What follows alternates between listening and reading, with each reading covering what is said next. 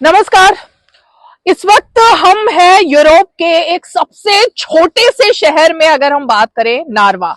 और ये जो नदी पीछे दिखाई दे रही है ना, इसके इस तरफ जहां पर हम खड़े हैं एस्टोनिया और उस तरफ रशिया। झंडा भी आप देख रहे होंगे। और रणनीतिक दृष्टि से अब हम जब यहाँ पहुंचे हुए हैं तो हमें लगा कि इस छोटे से शहर और इस छोटी सी नदी नार्वा का जो असर है वो इतना बड़ा है कि पूरी दुनिया की सांसें थमी हुई हैं इसको देखते हुए। क्योंकि नार्वा जहां पर कि नेटो की सबसे नाजुक सीमा यहां से शुरू होती है और यहीं से युद्ध या शांति दोनों के ही रास्ते निकलते हैं। यूक्रेन का जब युद्ध हुआ, हमने देखा प्रधानमंत्री नरेंद्र मोदी, उनकी अहम भूमिका रही युद्ध को रुकवाने में और उनकी तरफ से अपील भी की गई, तमाम बातें, इस तरह की चीजें भी सामने आई। लेकिन युद्ध किसी के लिए भी अच्छा नहीं है। हमेशा से भारत की यही नीति रही है और युद्ध को किसी भी तरह से रोका जा सके, ये भी प्रधानमंत्री नरेंद्र मोदी की नीति रही। और इसीलिए इस बॉर्डर की खासियत हम आपको वही बता रहे हैं कि नार्वा एस्टोनिया और रशिया के बीच है एक नदी, एक पुल और दूसरी तरफ रूस। झंडा देख रहे हैं आप।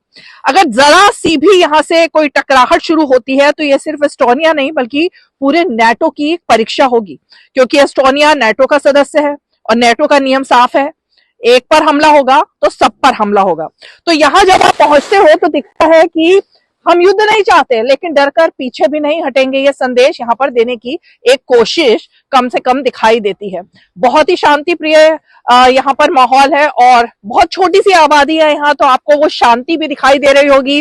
भीड़ भाड़ बिल्कुल नहीं है, आबादी कम है, लेकिन यहाँ पर पुतिन जो है उनका नाम लिया जाता है। बार बार ये बात बताई जाती है कि भाई रशिया ने जो किया वो यूक्रेन के साथ जो किया और यूक्रेन के साथ यहाँ के रिश्ते जो हैं उस पर हमेशा बात होती है। तो ये सब देखना एक तरीके से बहुत दिलचस्प होता है, क्योंकि जब दुनिया का कोई भी देश युद्ध की भाषा बोलने लगता है तब भारत ने हमेशा से शांति की ही बात की है।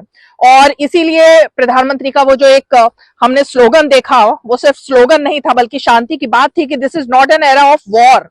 भारत ने ना किसी गुट की आग को भड़काया और ना ही किसी ब्लॉक की तरफ आंख मूंद कर खड़ा हुआ। तो भारत ने कूटनीतिक दृष्टि से संवाद को चुना है और यही संदेश भारत देता है। तो यहाँ पर एस्टोनिया में और खासकर जहां हम खड़े हैं नार्वा के इस तरफ और खासकर रूस के इस झंडे के आगे यही संदेश है कि युद्ध कोई नहीं चाहता, युद्ध से बचकर रहें और शांति की अपील।